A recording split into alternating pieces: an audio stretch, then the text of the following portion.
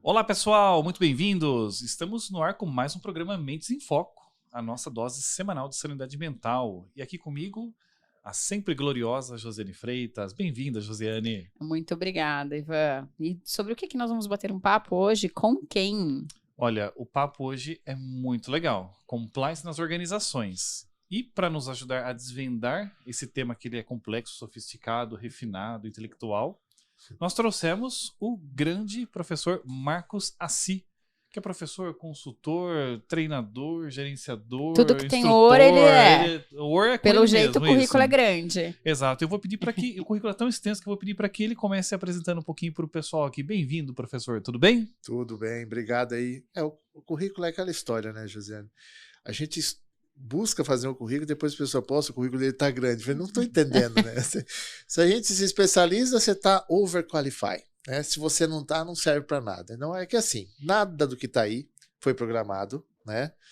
E, levando em consideração que foram momentos, eu aproveitei os momentos, que essa é uma questão, né? Até fazendo um link aqui com o Prosa Sem Filtro de vocês, até para as pessoas entenderem um pouquinho sobre essa questão. As oportunidades surgiram e aí eu fiz contabilidade, depois fiz pós, que eu virei auditor no banco, fiz pós em auditoria, depois fiz um mestrado em ciências contábeis. E aí comecei a receber convites para dar aula. Hoje eu dou aula em 14 universidades, né? Sou coordenador, professor de grandes faculdades e às vezes eu começo a olhar, tem gente que até hoje não acredita que eu sou professor, né? Tem cara que conhece meu passado. Eu falo assim, não é possível que esse cara virou professor. Eu falo assim, qual o problema? Eu falo assim, a gente muda. Eu falo assim, mas você era um louco, maloqueiro. Eu falo assim, então, só que eu continuo, só que não posso na sala de aula. Então, o padrão é outro. E hoje, né, a gente tem aí, né, alguns livros que a gente vai, né, por uma questão... Eu sempre escrevi muito. E aí eu comecei a escrever os livros e a gente acabou se especializando, né? Até outro dia, num evento, a pessoa falou, não, porque eu acho que eu sou uma das pessoas mais antigas a falar de compliance no Brasil. Eu falei assim, olha, desculpa ser chato, mas o meu TCC de 2005 já falava sobre controles internos, compliance e prevenção à lavagem de dinheiro, tá? Sério? Eu falei assim, sério, porque eu estou isso desde 2002. E só para completar, esse meu TCC foi parar na biblioteca do Banco Central, tá? Desculpa. Então, você está vendo que hoje a conversa é uma conversa de peso, hein? É uma conversa qualificada. Qualificada, não é uma conversa não simples. Não é um papinho raso, não. É dinâmico, é descontraído, mas Isso, é profundo. Bem humorado, mas é profundo. Profundo. E para a gente dar o pontapé inicial aqui, professor, hoje... toda organização que atinge um determinado porte, complexidade, ela ganha aquela salinha, aquele departamento, aquele profissional lá que leva o título de compliance. Por que as organizações criaram essa função, essa área, esse setor? Por que compliance surgiu nas organizações? Eu vou dar só um passo, né? Porque eu faço... O que é compliance? Para quem está nos ouvindo e achou super legal o tema do podcast, nossa, compliance, quero descobrir o que é isso. O que é compliance e por que isso surgiu? Então, vamos começar, né, em pedacinhos aqui no processo, né? Aproveitando mais um link do Prosa Sem Filtro, né? Eu estou num prédio de 5 andares e não tem elevador. Para chegar no 5º andar, eu tenho que subir degrau a degrau e tem algum momento que eu canso, paro, espero um pouco e continuo andando, né? O compliance, na realidade, não é uma coisa nova, tá? Já existe desde os anos 60, né? Que é seguir regras. Esse é o grande passo, seguir regras. As pessoas não estão acostumadas. Então, elas têm um ranço com relação a alguém que cobra regras, né? Os pais da gente determinou compliance para nós. Regras dentro de casa, de comportamento, né? Por que eu vou arrumar a cama se eu vou dormir à noite? Sim, para que esteja a coisa em ordem, né? Porque é terrível ver as coisas fora do lugar. Então, a questão do compliance é você fazer com que as regras do negócio sejam seguidas. Só que será que é só no negócio? Não, é a regra familiar, é a regra na comunidade, no time de futebol que você joga, tem regras, tem horário para chegar, tem mensalidade, né? Tem todas umas questões que fazem parte do contexto. Então, as pessoas começaram a achar que o negócio de compliance é só para grandes corporações. Desculpa, hoje se o cara vai ser uma startup, ele tem que pensar o seguinte, peraí, eu tenho que abrir uma empresa. Então eu tenho que ter contabilidade, eu tenho que ter um tributário, e se eu tiver colaborador, CLT. Então você já tem regras a serem seguidas. E conforme vai aumentando o volume, vai criando a complexidade, aí os seus clientes, fornecedores, começam a te exigir certos comportamentos e regras para que você continue a fornecer serviço e receber serviço também. Então, o compliance é fazer com que as regras sejam seguidas. Desculpa aqui, vou aproveitar, tá? Ai, compliance vem do verbo to comply. O cara não entende porcaria nenhuma de inglês, vai continuar no vácuo, né? Na realidade é seguir as regras, cumprir. E as empresas estão começando a mexer com isso por uma necessidade. Hoje, para prestar serviço para alguém, eu tenho que estar em conformidade com a regra do meu cliente. Uhum. Então, começa por onde? Um código de conduta. Peraí, mas não é conduta e ética? Eu falei, não, código de conduta, porque ética tem ou não tem? Então você vai estabelecer um código de conduta que vai dar segurança para quem é ética e vai avisar o fulano que não tem ética, tem uma bandeirinha lá para ele, se você não tem ética, eu vou te punir aqui. Aí você começa a determinar um padrão para a organização. Aí, conforme a complexidade, que nem você falou, eu vou criando regras de prestação de contas, regras de controle, tal. Eu vou criando modelos operacionais para dar diretrizes para as pessoas e elas possam seguir aquelas diretrizes sem prejudicar o negócio. E o grande nicho disso tudo é que tem pessoas querendo transformar o compliance numa commodity, e não é. É um estado de espírito. Né? E eu falo que quem tem que estar em compliance é a empresa. E quem tem que ser o compliance da empresa é cada um de nós. E as pessoas não entendem essa questão dessa proximidade e acham que a empresa tem que fazer as coisas e eu toco do jeito que eu quero. Não é, porque você tem responsabilidades, você tem o tal que eu gosto muito lá no IBGC, fala de stakeholders, né? As partes interessadas a quem eu tenho que prestar conta. Então, todas as regras, Ivan, ela tem um parâmetro para que as pessoas sigam. Então, assim, conforme o tamanho, você tem que ter regras estabelecidas de como o negócio vai ser gerido, de como vai ter prestação de contas com relação a isso. Então, hoje você tem normas ISO que estão trazendo diretrizes, modelos. Só que é o seguinte, isso não é tão simples fazer, né? Porque não é só, estou seguindo a ISO. Não, eu tenho que praticar a ISO, né? É que entra agora no meu momento pastor, né? Que a gente fala de ética, né? Não adianta você ter uma Bíblia em casa e abrir no Salmo 23, o Senhor é meu pastor, nada me faltará, e ficar sentado no sofá. O provento não vem, viu? Tem que trabalhar. Então, não adianta ter a Bíblia. Você tem que ter a Bíblia, ler e praticar. A empresa tem que ser a mesma coisa. Não adianta ter regras. Ela tem que ter regra escrita e fazer com que as pessoas leiam e pratiquem aquilo e tenha quem cobre delas o aperfeiçoamento do trabalho. Então, o compliance ele não é simplesmente uma área dentro da empresa, ele é um status. Aí na verdade, não é ter compliance, é estar em compliance. Ser compliance. Ser e estar em compliance. É o estado da arte. Vamos Certo. falar uma coisa bonita, né? Estado da arte, né? Porque eu vou até aqui fazer uma referência aqui a Márcia Pereira, que é uma amiga minha, que ela fala o seguinte: o compliance é feito por pessoas, com pessoas e para pessoas. Eu estou ouvindo o professor falar aqui sobre compliance e toda essa questão está diretamente ligada com a cultura organizacional, né? E aí vem uma frase bonita, né? O pessoal gosta de frase. É gerenciando condutas e aprimorando posturas. A cultura vem.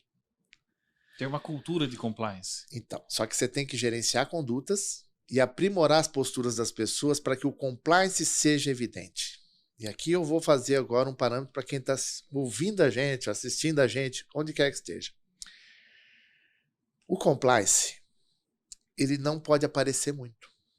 Quando você tem uma empresa que o compliance aparece muito, o jurídico aparece muito, a auditoria aparece muito, ela tem problemas. Quanto menos você aparecer, melhor para a empresa.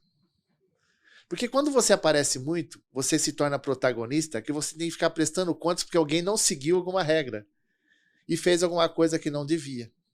Então, as pessoas precisam entender que essa funcionalidade de estar em conformidade, né, tem empresas aqui no Brasil que não aceitam a palavra compliance, tá? Tem que ser em português. Estar em conformidade é fazer a coisa certa da maneira certa. É fazer o certo, não o mais fácil. Então, e aí se eu tenho uma equipe dentro da empresa que é responsável, que leva o título de compliance ali, é uma galera que está o tempo todo, eles são ativos, eles estão como se fossem auditando as coisas que acontecem, ou eles são passivos, assim, quando dá algum problema, dá uma merda ali, aí eu aciono o compliance. Como é que é essa dinâmica de atuação? Eu quero deixar bem clara a frase que eu vou dizer para você, que é com todo respeito. Eu te amo por ter feito essa pergunta. Legal. Compliance não é auditoria. Viu? Compliance não é auditoria. Não é auditoria. Não. Como que é, então, o compliance na prática, dentro da organização? O compliance também não é para investigar nada. Tá? O compliance é para estabelecer um modelo de negócio.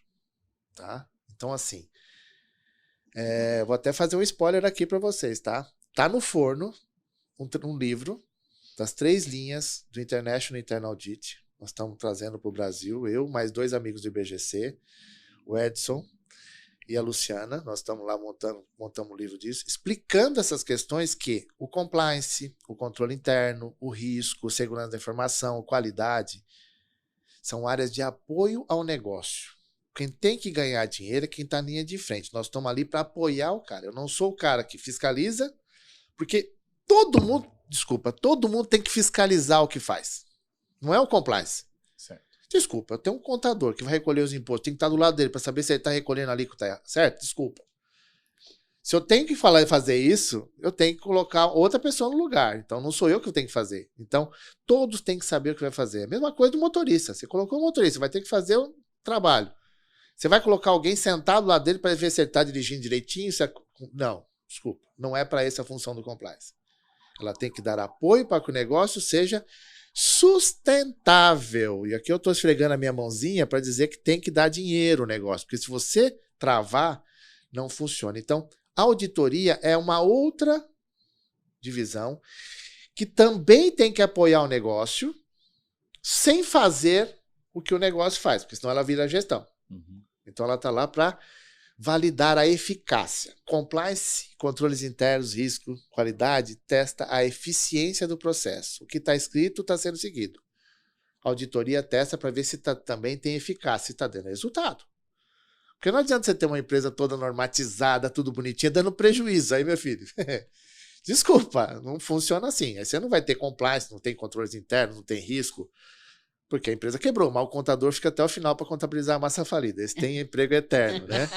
Esse é o cara do negócio. Que fecha a porta e põe o cadeado ali, ele tá lá ainda, né? Ele mesmo do escritório dele continua fazendo a contabilidade da massa falida. Então, até para aproveitar aqui, quem quiser depois, eu desenvolvi, anos atrás, um diagrama de ACE, para falar justamente sobre a questão de regra, legislação, pessoas e processos, e o próprio negócio. Para explicar para as pessoas essas questões que, assim, quem é importante é o negócio. Sabe onde o compliance é importante? Onde que as pessoas encontram o diagrama de ACE? Então, tem um vídeo no meu canal do YouTube, tá? Do Marcos Assi, lá no canal do YouTube, né, que explico isso. Gravei só para explicar isso, né? Então, eu acho que é o vídeo mais visto do canal, é esse, né? Explicando passo a passo. Lá no canal, toda semana tem vídeo novo. Então, quando não tem, a gente faz uns cortes, né, para aproveitar. E gera conteúdo ali. Gera o conteúdo, tem os cortes e tal. Ou quando as pessoas entram, fazem perguntas, aí eu vou lá, gravo um vídeo explicando aquilo para a pessoa, né? Aí minha esposa fala assim, como que você consegue? Eu falo assim, eu não posso deixar meu público sem resposta. Às vezes demora um pouco, mas eu consigo fazer. A questão primordial que as pessoas entendam, que o conjunto da obra é que cada um é responsável pelo que faz. Não adianta você colocar 120 oficiais de compliance na empresa, não é a quantidade, é a qualidade. Eu posso ter um só, mas que esteja próximo e dê suporte para as pessoas fazerem o trabalho que é exigido dele. Tá? Quando que a empresa sabe que ela tem compliance? Do ponto de, assim, tá funcionando?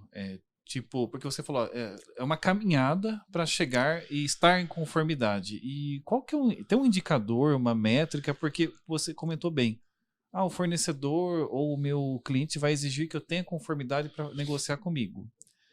Como é que eu sei que eu tenho já conformidade para poder negociar com ele, então? Então, essa é uma outra questão interessante, né? Que a gente fala sobre a efetividade do compliance. Eu tenho até um amigo meu, Wagner Giovannini, a gente gravou um vídeo falando sobre isso. A efetividade não é dar treinamento para 100% da empresa, é para ver se as pessoas estão praticando aquilo que você fez. Mas, como que você sabe que uma empresa que você implementou o compliance está funcionando adequado? Assim, é só ver a quantidade de pontos de auditoria que diminuiu, as multas, as reclamações de clientes. Você começa a ter indicadores de performance para mostrar que o teu processo funciona. E como você sabe que não está funcionando? Quando as reclamações aumentam, as fiscalizações aumentam, os pontos de auditoria aumentam, você percebe que ninguém está seguindo aquilo que você fez. Então, você tem como fazer isso. Né? Então você vai dando menos. Vai dando menos cagada lá na ponta. Eu sei que eu estou fazendo a coisa de um jeito melhor, tá mais certinho. Quando você reduz o índice de descarga, eu gostei dessa. Aproveitando, né? Você, né, pode facilitar. Então as pessoas precisam entender que é uma questão pessoal, fazer o correto. Né? A gente olhando a forma de fazer, assim, porque todo mundo, né, tem um grau de responsabilidade no processo que ele faz. Só que ele precisa saber o que ele faz. Né? Então, eu estou ouvindo tudo aqui, né? E estou pensando assim, a gente está falando de compliance, seguir, né, as regras e tudo mais. Mas quem segue essas regras são pessoas. Uhum. E processos, indicadores e tudo mais, os resultados dos indicadores, pelo que eu estou entendendo, é o resultado, na verdade, do comportamento das pessoas. Uhum. E como é que o desafio está aí, né? Como é que você doutrina ou sensibiliza, porque né? assim, olha Muda só, comportamento. o Asi falou assim, olha, é só fazer o que é certo. É só fazer a sua parte. Só que se você olhar para olha aqui só isso. Olha aqui para essa empresa chamada Planeta SA, né? Uhum. Quando a gente olha para o Planeta SA, que é uma empresa... Tá faltando compliance. Tá faltando compliance. Sim. Tá. Sabe por quê? Um problema técnico, né? Vamos dizer técnico, não, um problema gástrico, né? Que causa queimação, né? Não há antiácido que resolva isso. É que, às vezes, as pessoas querem fazer do seu jeito, não do jeito correto. E você chegou num ponto que é cultural. Nós temos o planeta Terra, mas acho que no Brasil o tal do jeitinho também é muito forte. Né? Aí, vou complementar mais ainda. Se a gente tivesse punição adequada, se as pessoas que fizessem as coisas erradas fossem exemplarmente punidas, as pessoas não fariam errado. Que seria você realmente... Isso é psicologia, né? Aplicar um reforço negativo ali, né? Olha, fez errado, pá. Aí... Mas no Brasil, às vezes você recompensa até, né? Você dá o jeitinho daquela quebrada e você consegue... Não um jeitinho bom, né? Não é capacidade de inovação. O jeitinho realmente de dar aquela burlada, quebra a regra, mas eu consegui uma finalidade que eu queria. Isso é muito... mas eu assim, vou trazer uns... Assim, talvez eu esteja até... Mas enfim, vou falar, né? Ai, meu Deus. Vem a bomba da Jo. Não é a bomba, não. É uma questão assim, a gente está num momento que está muito seco, né? A gente está com a questão de risco de falta de água e tudo mais. E essa é uma questão que eu, às vezes, falo aqui com o Ivan. Tenho que fazer a minha parte, né? Eu tenho que consumir o mínimo possível, consciência e tudo mais.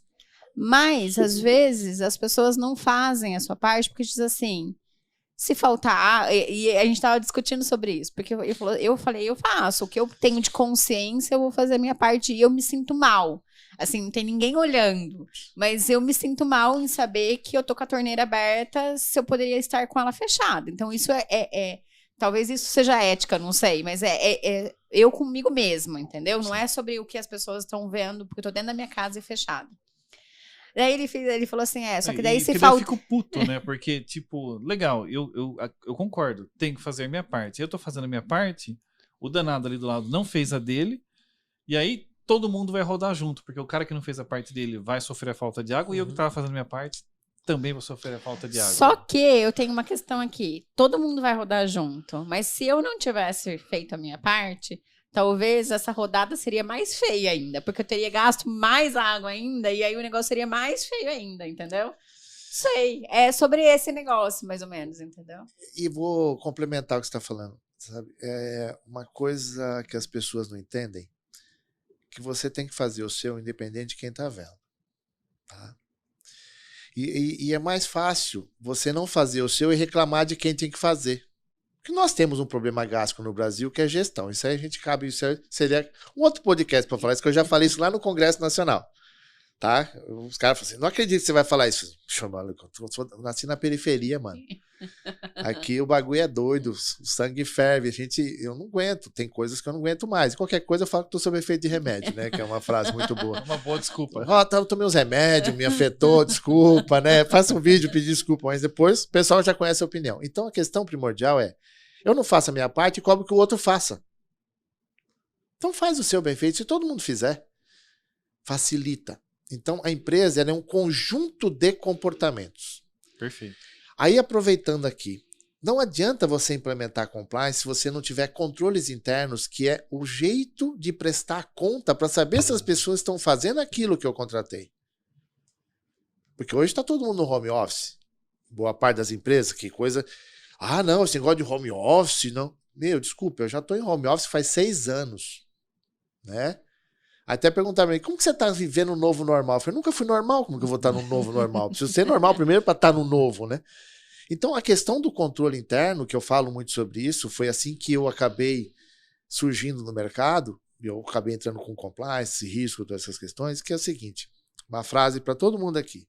A indústria automobilística, ela não coloca freio no carro para parar o carro. Ela coloca o freio no carro para você poder acelerar. Então, o controle interno é o freio da sua empresa e o compliance são as regras do trânsito. Então você sabe as regras que tem que seguir e o carro está lá com o freio para diminuir a velocidade quando necessário. Vai dar corte esse trecho, hein? Excelente a frase do... Eu não sei quem falou isso, tá? Mas se um dia que aparecer o dono, eu tô tocando o barco, entendeu? É mais ou menos assim, que nem eu postei esse final de semana, até aproveitando no Instagram. Faça o hoje o melhor dia da sua vida, que o amanhã vai ficar com inveja do que você passou hoje. Então, estou vivendo todo dia melhor. E as pessoas têm que entender que ter um processo pode ser uma startup. Uma pequena empresa. Pô, eu tenho que ter um fluxo de caixa. Eu tenho que saber quais são as regras contábeis e tributárias do meu negócio, sabe? Não entra sem entender. Ah, posso ser bom tecnicamente. Existem regras. Isso é o compliance, é o controle interno, é o gerenciamento de riscos. Porque as pessoas precisam entender que isso é um conjunto no suporte da gestão. Então, o compliance, na verdade, ele vem não para ser uma obrigação formal. Olha, eu tenho que ter. Mas, sim, na verdade, eu quero ter, porque vai ser bom para a minha organização, vai ser bom para o conjunto. Sim. Além de tudo, você vai poder acelerar. Nossa, eu adorei. Essa sacada aí é para você acelerar. Gostei demais mesmo. Um baita pensamento. E aí, eu queria só esticar um pouquinho a abordagem. Tá muito claro por que é bom para a empresa ter compliance, pensando na instituição. Mas aí nós dizemos, o fornecedor quer que você tenha, o seu cliente quer que você tenha. Por que o terceiro também exige da empresa que ela tenha compliance? Sendo que ela é minha fornecedora ou minha cliente, mas por que isso é importante para mim? Relacionamento. Você imagina você se relacionar com uma empresa que tem problemas de ética, de fraude, de lavagem de dinheiro. Você sabe que às vezes, aproveitando aqui, Júlio, o pessoal liga no escritório, professor, recebi uma indicação que o senhor é especialista em lavagem de dinheiro. Eu falei, não, eu sou especialista em prevenção, né? Que é uma das ferramentas de lavagem de dinheiro. Até sei fazer, mas ultimamente eu estou só na prevenção, né? Porque é uma questão que você está se relacionando com uma empresa que ela tem problema sério. Então, o seu nome vai estar atrelado a ela. Então, é uma questão de preservação também do patrimônio em suas diferentes visões, seja financeiro, de imagem e outras. Quer ver uma coisa simples? Muitas empresas que tinham as empreiteiras como grandes clientes, entra no site dele e vai ver se aparece. Ninguém mais quer dizer, né? Que ele tirou que prestava serviço para uma empreiteira. Então, porque assim, o cara não quer ver ele como fornecedor de um cliente que tem problemas sérios de ética. Isso pega de tal maneira na imagem. Até porque, como quer diga com quem andas, que direis quem és, né? Mas às vezes é difícil porque eles usam laranja, então às vezes não dá para descobrir que é uma operação cítrica, entendeu? Isso cola. Isso cola de uma tal maneira na imagem, porque eu vejo Petrobras. Hoje, para você ser fornecedor da Petrobras, calhamaço de papelada e burocracia que eles exigem é gigantesco. Já faz muitos anos que eles estão no processo de desenvolvimento para você ser fornecedor. Mas assim, parece que ainda é a Petrobras, ainda de alguns anos atrás que estourou aquele escândalo. Até hoje a imagem publicamente ainda não foi totalmente... A sociedade tem a percepção de que ela ainda não enxerga a Petrobras como aquela sumidade de ética, integridade e tudo mais. Ela ainda... E olha que ela tem, assim, pelo menos para quem... para qualquer empresário que já tentou se cadastrar ser um fornecedor hoje, você vê que eu acho que ela está se esforçando para ser genuinamente. Mas ainda não conseguiu limpar a barra dela, eu acho, publicamente. Até porque, Ivan, eu vejo que, assim, em muitas organizações, você tem todo esse processo burocrático para entrar, sim.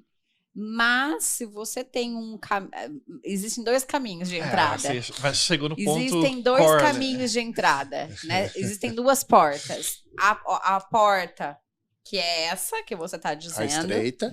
E existe a outra porta. E aí também, agora, eu acho que é uma questão muito interessante, porque nós prestamos serviço tanto para a área pública e para a área privada. Exato. E assim, isso é uma questão que eu me orgulho mesmo, sabe? E acho que o processo é esse. Todas as empresas nas quais nós entramos na área pública, nós entramos pela porta estreita. Nós entramos pelo processo. Sim. Né? Qual é o processo? Tanto que nunca tivemos um único problema com nada. Não, porque qual é o processo? Qual é a regra? Qual é a forma? É essa. Então, vamos seguir. Muitas nós não conseguimos. Muitas nós batemos lá por uma série de outros fatores e nós não conseguimos. E aí, às vezes a gente discute, né? Vamos entrar com mandado de segurança, porque nós estamos vendo que, né, efetivamente... Não, Ivan, não vamos entrar com mandado de segurança, sabe por quê? Porque não é o tipo... Se eles não querem nós fazer não direito, nós não queremos o nosso nome atrelado a esse tipo de empresa. Acabou. Exatamente. É o que a gente faz lá na massa, é a mesma coisa. Não dá. Exatamente isso. Já aconteceu de eu perguntar pro cara, como que funciona o teu processo de ética, né? Fazendo um due diligence. Nós temos ética parcial. Eu já me benzi na hora, né? Falei, ética parcial, Deus é pai, né? Falei, como ética parcial? Falei, quando o cliente exige, a gente entrega todos os documentos. Falei, quando ele não exige, é do nosso jeito. Eu falei assim, qual que é o seu jeito? Por que você quer saber? Eu falei assim, não, porque eu não vou ser seu consultor se você tem um jeito diferente de fazer para cada cliente. Quando você abre a gaveta da mesa ali, o plano B. Tá louco? Aí fala assim, Jesus, né? Que de repente a sua cueca vai até a canela. Esse é meu medo, né? Aquela cueca vai do peito, do sovaco até a canela do cara, com bolso. Que cueca enorme essa sua, né? Cueca tá macacão louco, ali, né? Tá louco, né? Então tem certas coisas que às vezes é melhor não fazer. Sim. Sabe? Então, é muito complicado. Até tem um dos meus livros, que é o Governança, Riscos e Compliance, de 2017. Olha só, ouvinte. O professor tem mais de 9 livros, e vai já 10. Nós já estamos falando que tem mais, né? Porque não sei quando você está ouvindo. Já está anunciando o 10º aqui. Você não sabe quando. Nós vai não sabemos quando vocês estão ouvindo, mês, né? Mas aqui no link, na descrição desse podcast, tem um link específico para você acessar e adquirir estes livros, hein? Então, se liga aí. E aproveitando, você pode adquirir na Amazon, na Sampo ou na própria Massa Consultoria, que nós temos um link lá e a gente manda autografado. A diferença. Com diferencial, hein? Que com o autógrafo fale alguma coisa, né? Lógico. Pode ser até vendido depois no Mercado Livre. Livro tal, autografado. Porque outro dia eu achei a minha primeira edição de controles internos por R$300 no Mercado Livre. E tava autografado. Falei assim, quase que eu comprei para fazer. Quem que autografei que vendeu o livro, né? Depois, quem foi esse bendito aí? Né? Mas isso que você está falando é uma coisa que as pessoas entendem no livro. Bati aqui no cano e estou emocionado. Ele me avisou. Deu um efeito. Né? Então, foi uma gongada. Foi quase uma gongada. Quase um Netflix aqui. Mais ou menos isso. Me lembrou mesmo a abertura Netflix. Aí no livro do Governança, Riscos e Compliance, eu falei sobre OGX, Petrobras e Banco Pan-Americano. Eu ia pedir para você citar para a gente justamente alguns casos em que o compliance teria resolvido muita coisa, sim, economizado muita dor de cabeça, muita manchete de jornal. Tá nesse livro, porque assim, não era só a área em si. A área todos tinham, só não tinha uma efetividade, né, do programa. Tá? Essa é a questão primordial. Documentos, imagina, você está falando de um banco pan-americano que tem regra, o Banco Central que tem mais regras sobre controles internos e compliance desde 98, se você pensar assim, né? Resoluções e resoluções circulares com tudo isso. E aconteceu o que aconteceu. OGX, uma empresa de mercado, com ações na bolsa e causou o dano que causou. Conta o caso para quem está vendo a gente aqui, pegar um desses casos, o Pan-Americano, o OGX, abre um pouquinho para a gente, para o pessoal saber o que aconteceu, o que o compliance poderia ter feito. Então, no Pan-Americano, né, a gente tem umas questões, isso eu estou contando aqui, é coisa pública, né? E se alguém depois quiser saber da história, é só entrar no meu blog também, marcosas.com.br. Vou aproveitar esse momento. Perder essa chance. É de casa, a gente tá em casa. Se a gente tem conteúdo bom... Eu acompanhei desde quando saiu a notícia em 2009, que aí nós vimos o seguinte, a diretoria criou... Esse é o Pan-Americano. O Pan-Americano criou consultorias que eles eram os próprios donos e sediados no mesmo endereço, desviaram mais de 100 milhões de reais de consultoria do banco, fraudaram processos internos. O diretor era dono da consultoria que atendia o banco. Que prestava consultoria para o próprio banco. E que ele mesmo assinava o contra-cheque, de certa forma, indiretamente. Isso é uma coisa bacana, né, de se fazer errado, né? Você quer fazer errado, você entenda o modelo. Então, eles mesmos pagavam as suas despesas e desviaram isso do banco. Sem contar as renegociações, venderam carteiras e eles vendiam a carteira e não repassavam a carteira para os compradores, apresentavam relatórios de bancos que não tinham a carteira de crédito deles. Então, eles fraudaram muitas das informações. Pesado, hein? Brincando 5 bilhões de reais. Essa brincadeira. E aí, o BTG Pactual comprou, que hoje é o Banco Pan, remodelou todo o seu processo, foi financiado pelo FGC, porque...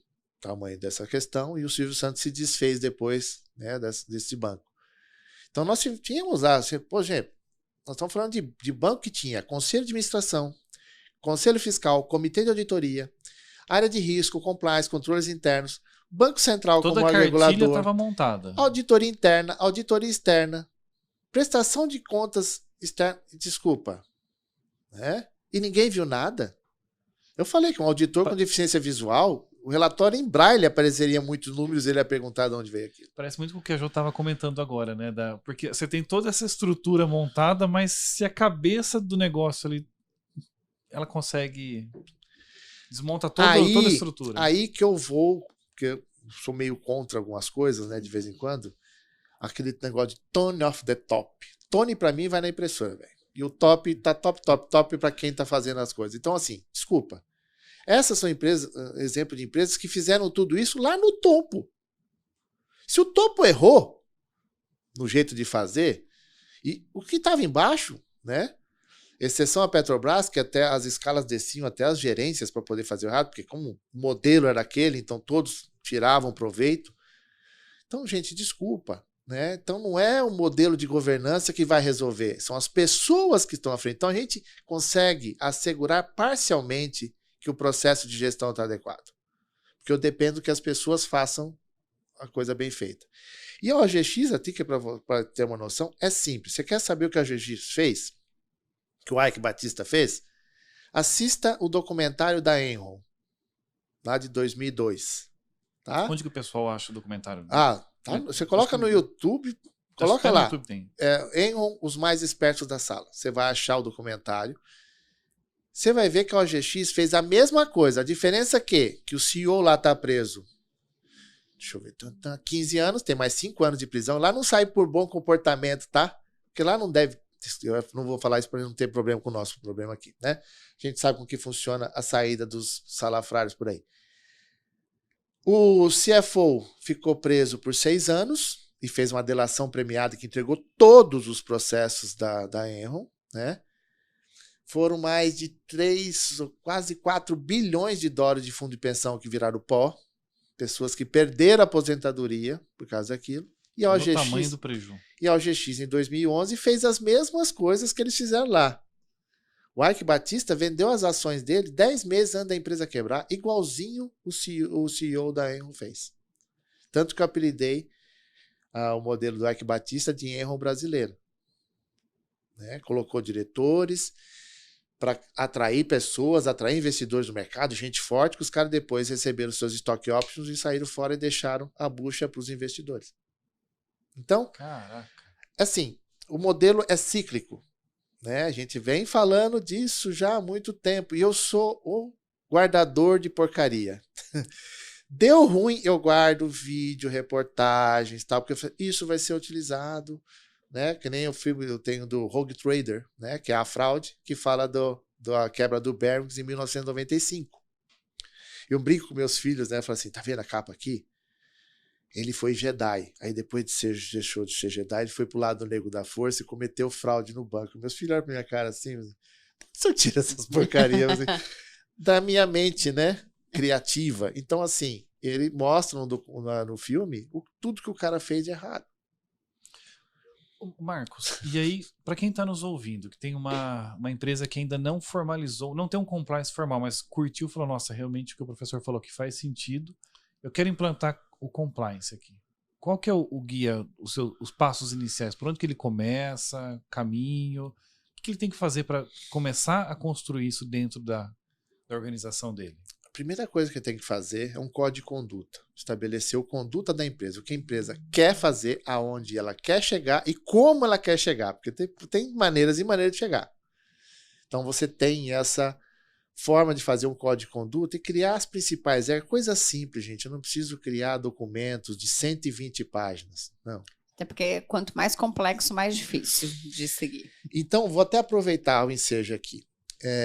No primeiro semestre, eu, o Wagner Giovannini, Yuri Camilo, a Letícia Sugai, o Paulo Campos, né? 5 amigos aí, 4 amigos e tal. E depois o Dino participou também. Toquei colocando o nome de todo mundo, que depois o pessoal fala, professor, não lembra de mim, né? Professor fica pondo nome e tal. O que nós fizemos? Nós criamos 3 cadernos, tá? Gratuitos. Se o cara entrar lá no site da massconsultoria.com.br, tá na capa do site os 3 guias de contratação de compliance, o guia da alta gestão e o guia do compliance office. Fizemos 3 guias, dando direcionamento para as pessoas que não entendem nada sobre o assunto. Vai ler aquilo, vai ter um direcionamento, tá? Para que a pessoa entenda que o compliance é a simplicidade de como o seu modelo vai ser feito. O que vai alterar é o tamanho que vai, porque, lógico, toda empresa começa pequena. Aí ele vai ter aquele boom. Aí quando ele começa a perder o controle, porque tem muita coisa, ele começa a querer controlar. E aí, às vezes, fica mais difícil. Então, na realidade, a gente criou um guia de contratação de compliance, até para um profissional ou um terceiro. Aí depois nós falamos, vamos criar um guia para alta gestão, para eles entenderem o que é isso. Criar um guia para alta gestão.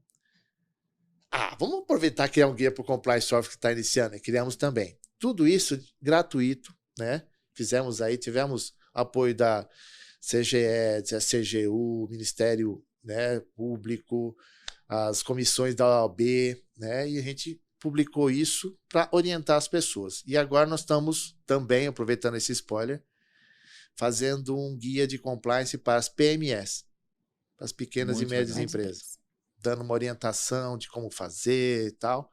Por quê? É a contribuição que a gente pode fazer para orientar esses processos e dizer para as pessoas, olha, a simplicidade está no teu bolso. Quanto você está disposto a investir e quanto você está disposto a não perder? E com todo esse conteúdo que tem aí já disponível, gratuito, já dá para começar a fazer bastante coisa, né? Dá. É só uma questão de querer fazer. Né? Eu preciso jogar mais uma para o professor aqui também, porque é uma coisa que a gente sempre ouve por aí também. Compliance é coisa de advogado, governança é coisa de administrador ou de contador.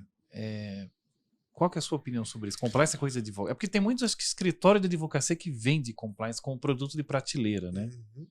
Poderia colocar depois, quando sair no ar, Amor, I Love You, porque essa música vai caber agora. Vocês já viram, né, aquele, ó?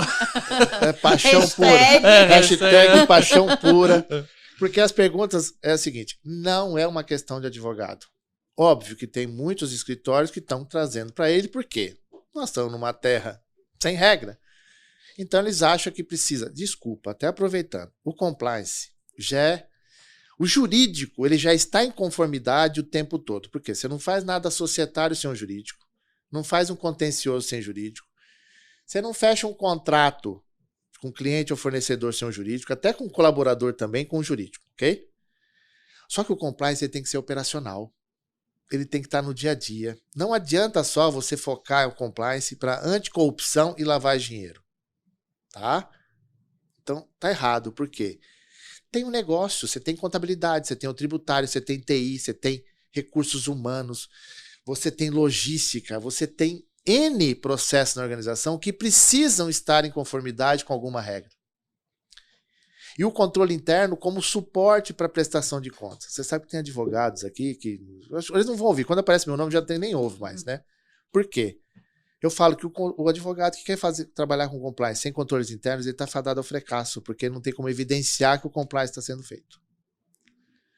Então não precisa... Eu sou contador e auditor. O Wagner Giovannini, que é um amigo meu, é engenheiro, né? E esteve na Siemens durante aquele problema que a Siemens teve lá e tal, e depois está com a sua própria empresa hoje. Então, assim, não precisa ser advogado para isso. Ah, mas tem que entender de lei. Não, quem tem que entender de lei é o contador, é o cara do RH, é o cara que está fazendo o trabalho. Ele tem que entender quais são as leis. A gente está lá para transformar aquilo numa documentação que seja compatível com tamanho, porte, complexidade e volume de operações. E na verdade a gente está falando assim, não é só a documentação, né? Não é só a documentação. A documentação é uma parte do processo. E depois é fazer com que o que está no documento seja vivenciado na prática. E este é o grande desafio, na verdade, essa é a escalada, né? Um pouquinho por dia, todos os dias, vivenciar este processo. Compliance um pouquinho por dia. Gostei dessa. É igual a homeopatia. São bolinhas de açúcar que tem que ser tomado aos poucos e você, aos poucos, vai se curando daquilo, né?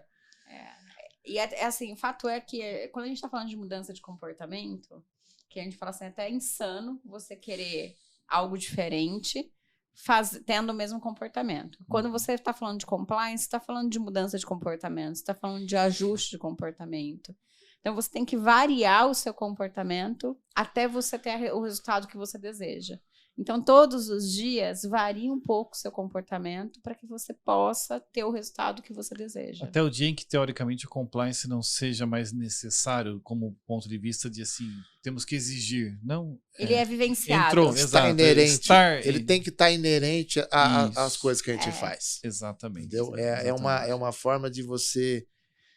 há 2 semanas atrás, eu estava dando uma aula sobre riscos e compliance para o agrobusiness, lá no Mato Grosso. E comentei com os alunos, né? Falei assim, pô, as complexidades das regras são tão grandes, você tem que acompanhar tanta coisa, ainda mais no agronegócio, né? Que tem, e segurou a onda, né? Durante a pandemia, aí, senão a gente teria quebrado antes se não fosse o agronegócio. E aí eu dei um exemplo para eles, né? E eu falei para eles, porque eu não aguento, é muito maior que eu, né? Falei que tinha um criador de porco lá no interior que recebeu uma fiscalização da vigilância sanitária. Ele vendia porco para todo mundo na região, nunca ninguém foi visitar. Um dia foi visitar. O que o senhor dá pro povo? Restolho. Restolho, tudo que é restolho aqui eu dou pros porcos. Meu avô fazia isso, meu pai fazia, eu assumi a empresa da família e continuo fazendo. O senhor tá multado em R$1.000 por dar alimento, né, impróprio pros animais. Caramba. Aí 2 meses voltou lá o cara de novo. E aí, senhor Zé, o que o senhor faz? Segunda-feira eu dou virada paulista. Na terça eu dou bife a rolê. Quarta-feira eu tô fazendo um cassoulet, porque eu acho que feijoada seria assédio moral, né? Isso que fala, né? A questão, né? Pô, porco com feijoada, acho que não fica legal. Na quinta, macarrão. Sexta, peixe. O senhor tá multado em R$3.000 por dar comida imprópria pros animais, comida de ser humano. Caramba, não acerto uma. Aí, passou mais 3 meses, voltou lá o cara de novo. E aí, seu Zé, cadê os seus porcos? Agora eu tô dando um ticket pra cada um, eles vão comer onde eles quiserem. Sabe, que é isso. Às vezes a complexidade é tão grande que eu falo, as pessoas querem criar regra sem entender o tamanho, o porte do negócio, como funciona. Sim. Faz todo sentido isso. É que, né, eu consigo colocar São Paulo, ou melhor, consigo colocar Campinas dentro de São Paulo, mas eu não coloco São Paulo dentro de Campinas. Então as pessoas querem implementar regras de compliance sem entender o tamanho, o porte e a complexidade daquilo. Então, nunca faça sem antes estudar o negócio e conversar e convencer as pessoas que aquilo é necessário e entender por que faz. Porque senão não consegue chegar a lugar nenhum. Jô, tivemos... Qual é a... Oi. Eu ia falar, tivemos uma aula de compliance hoje. Tivemos. Agora eu posso dizer que dentro da minha ignorância, eu tenho a compreensão ou a noção, pelo menos, do que é compliance. E agora você pode ver se você está vivendo em compliance. Você vai falar da torneira lá, né? Ou não. Tá fechando a torneira em casa? Sim. Qual que é a mensagem que você gostaria de deixar para os nossos ouvintes? Vou deixar uma mensagem que outro dia uns alunos colocaram num trabalho da faculdade, extraíram do meu livro e colocando o seguinte: não adianta implementar normas e procedimentos e esperar que as pessoas as pratiquem. Devemos, todos os dias, analisar processos, analisar o negócio e permitir que a sustentabilidade ela venha com o passar do tempo, com honestidade, integridade e, se está errado, arruma. Não vamos perder muito tempo, Josi. A gente perde muito tempo tentando justificar a não realização de certas coisas, ao invés de fazer o correto e acertar. Muito mais fácil fazer o correto. Você faz uma vez só, deu certo. Aí você fica ali fazendo 1000 vezes e pensando, criando estratégias para justificar o que você fez errado. É perder muito tempo. Sim. E eu não gosto de perder tempo. Exatamente. Então, olha aí, ouvintes, nos sigam no Spotify. Já sabe, clica aí para você receber todos os dias, não, né? Todas as segundas, Mentes em Foco, e todas as quintas, Prosa Sem Filtro. Lá no nosso Instagram, mentes.em.foco. Comenta na fotinho desse episódio, deixa lá seu comentário, sua mensagem. O que você aprendeu com o programa de hoje? Exatamente. Nos conta o que mudou para você. E vocês já sabem, para encontrar o professor, YouTube, blog, site, Instagram, redes sociais, LinkedIn, Massi. É isso? Tá com o Marcos Assi e Marcos tem a Assi. Massi Consultoria também, que é a empresa dos perturbados emocionalmente. Ó, pronto, olha aí. E lá, gente, ó, tem muito, muito, muito conteúdo. Então, já sabe. Corre lá e segue também para ficar por dentro aí do conteúdo. É isso aí. Até o próximo programa. Filha, não vai ter reflexão hoje? Não tem reflexão hoje. Nossa. O programa já foi uma reflexão. Finalizamos. Então, concorde ou discorde. Mais acorde. Olha lá, derrubou tudo. Concorde ou discorde. Mais acorde. E você já sabe, toda segunda-feira, um programa novo para você. Até o nosso próximo episódio. Valeu!